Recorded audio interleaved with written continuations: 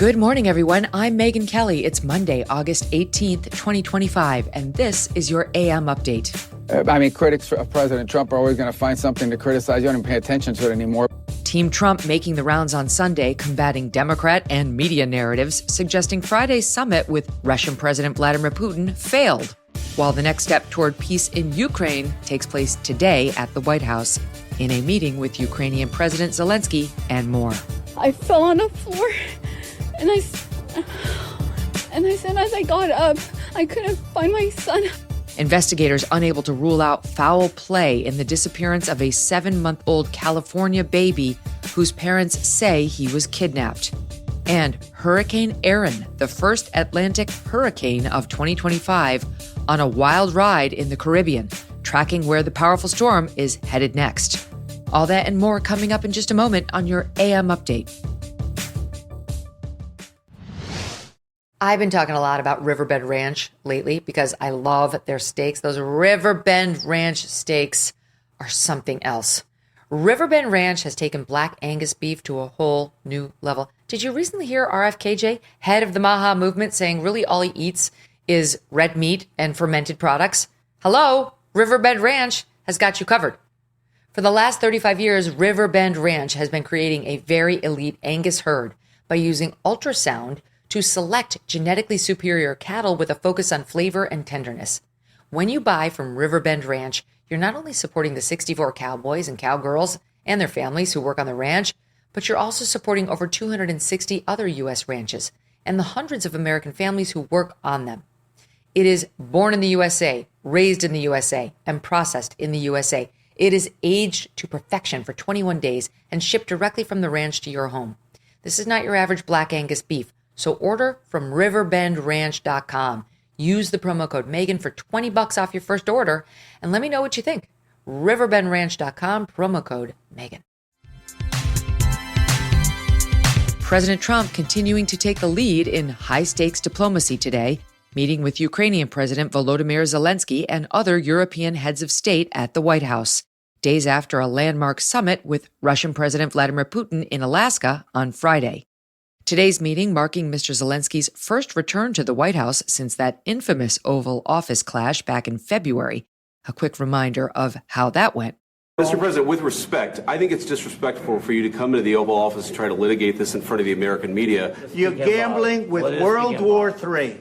And what you're doing is very disrespectful to the country, this country. Have you said thank you once this entire meeting? No, in this entire meeting, have you said thank you?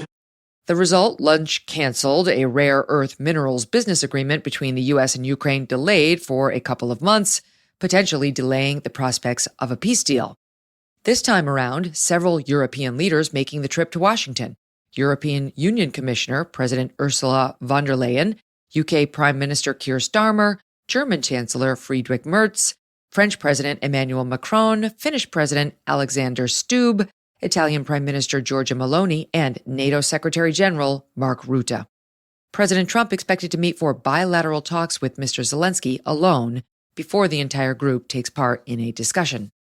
Sunday on CBS, Secretary of State Marco Rubio blasting host Margaret Brennan and others in the media with similar criticism for suggesting the European leaders are joining Mr. Zelensky to prevent President Trump from bullying the Ukrainian president into accepting a bad deal. You know, there is concern from the Europeans that President Zelensky is going to be bullied into signing something away. That's why you have these European leaders coming as backup tomorrow. They're not coming here tomorrow. Oh, this is such a stupid media narrative that they're coming here tomorrow because Trump is going to bully Zelensky into a bad deal. We invited them to come. We invited them to come. The president invited them to come. Our goal here is not to stage some production for the world to say, oh, how dramatic, he walked out. Our goal here is to have a peace agreement, to end this war, okay? And obviously we felt, and I agreed, that there was enough progress, not a lot of progress, but enough progress made in those talks to allow us to move to the next phase. If not, we wouldn't be having Zelensky flying all the way over here. We wouldn't be having all the Europeans coming all the way over here. Today's White House visit follows the meeting between President Trump and Russian President Putin on Friday, the summit beginning with a red carpet arrival on the tarmac at Joint Base Elmendorf-Richardson, as Presidents Trump and Putin walked to the presidential limo for a private ride together. Mr. Trump greeting the Russian president with a show of military force, a flyover involving a B-2 stealth bomber accompanied by 4 F-35 jets. The B-2, considered a symbol of U.S. military power, it can fly around the globe without stopping, carrying nuclear or conventional weapons, the same kind of bomber used by the U.S. to bomb Iranian nuclear sites in June. After about 6 hours on the ground in Alaska, the summit concluding with brief remarks, no questions, and no ceasefire deal. However, both leaders hailing the event as a positive step forward, President Trump at a brief Friday press conference signaling future economic cooperation with Russia once the fighting stops.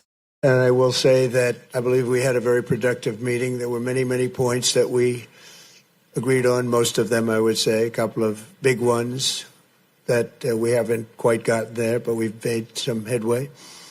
So there's no deal until there's a deal. And I'll, of course, call up President Zelensky and tell him about today's meeting. It's ultimately up to them. They're going to have to agree with what Marco and Steve and some of the great people from the Trump administration who've come here, Scott and John Ratcliffe. We also have some tremendous Russian business representatives here, and I think everybody wants to deal with us. We've become the hottest country anywhere in the world in a very short period of time, and we look forward to that. We look forward to dealing. We're going to try and get this over with. Critics blasting the summit as a win for Vladimir Putin, pointing to the lack of a ceasefire and the red carpet reception for the Russian leader. Here, a sampling beginning with Democrat Senator from Connecticut, Chris Murphy.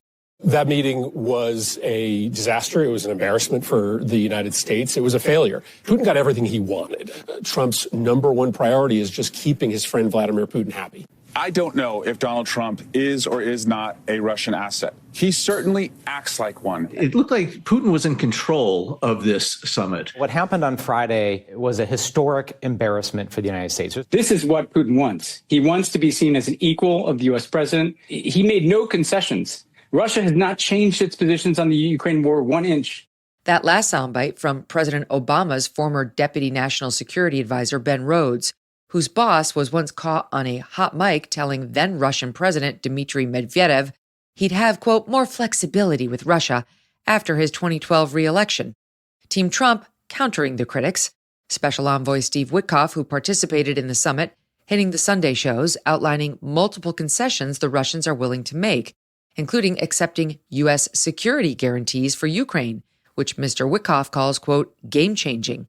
The exact scope of that commitment reportedly could be hammered out at today's White House meeting. Secretary of State Marco Rubio, another member of Friday's delegation on ABC, slamming critics for suggesting the war can end without President Trump meeting with Mr. Putin. Pomp and circumstance, the red carpet, the warm handshake, that President Trump simply lost that Putin gained there just by being on the world stage and walking down a red carpet with the president. Your reaction to that? Well, I mean, critics of President Trump are always going to find something to criticize. You don't even pay attention to it anymore. But I will tell you this. Putin is already on the world stage. The guy's conducting a full-scale war in Ukraine. He has the world's largest tactical nuclear arsenal in the world and the second largest strategic nuclear arsenal in the world. He's already on the world stage. When I hear people say that, oh, it elevates him. Well, all we do is talk about Putin all the time. All the media's done is talk about Putin all the time for the last 4 or 5 years. That doesn't mean he's right about the war. That doesn't mean he's justified about the war. You're not going to end a war between Russia and Ukraine without dealing with Putin. That's just common sense. I shouldn't even have to say it. President Trump blasting the media yesterday morning on Truth Social, quote, if I got Russia to give up Moscow as part of the deal, the fake news and their partner, the radical left Democrats, would say I made a terrible mistake and a very bad deal. The president following up Sunday night with another Truth Social post, quote, President Zelensky of Ukraine can end the war with Russia almost immediately if he wants to, or he can continue to fight. The effect of today's visit could have massive global implications. We'll bring you the very latest. Coming up, a 7-month-old baby missing in California. Parents say he was kidnapped. Investigators have their doubts. And Hurricane Erin setting records in the Atlantic. Will this powerful storm affect the East Coast? As President Trump is settling into his new administration, one of the top Democrats in Congress aiming to undermine the Trump agenda is Democrat Senator Dick Durbin of Illinois. And according to our sponsor, the Electronic Payments Coalition, Senator Durbin has a new plan, a government takeover of your credit card. Today, Americans have thousands of choices in credit cards, but they say Senator Durbin's plan will result in less competition and less security, which means more risk for your credit and your identity.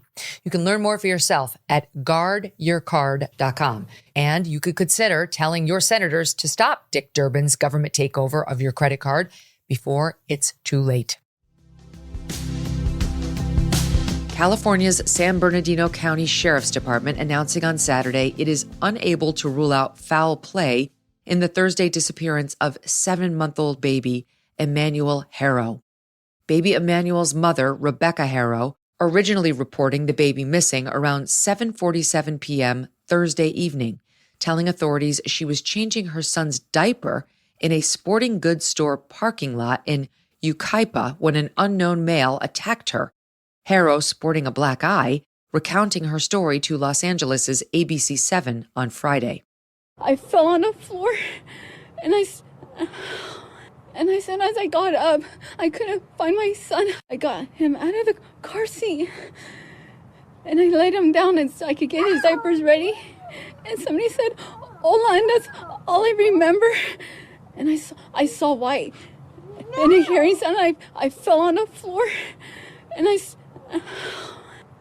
as I got up, I couldn't find my son. I checked all around my truck, and I ran into Big 5, and I asked the lady if she saw a baby or someone with a baby. She said no. It was a happy boy.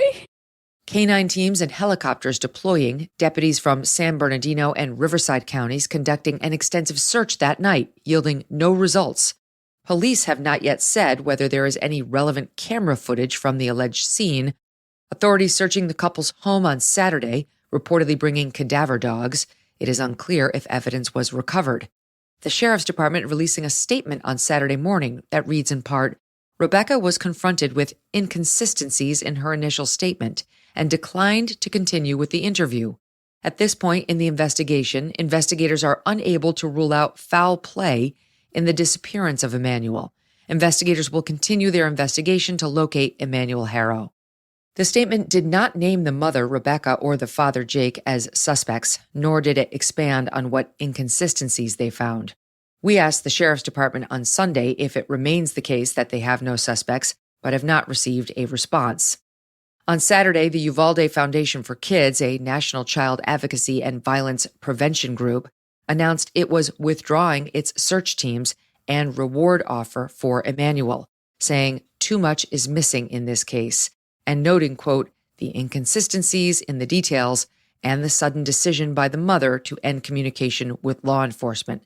The group asking, quote, what parent would do that? Emmanuel's grandmother speaking out in support of her daughter Saturday to KTLA.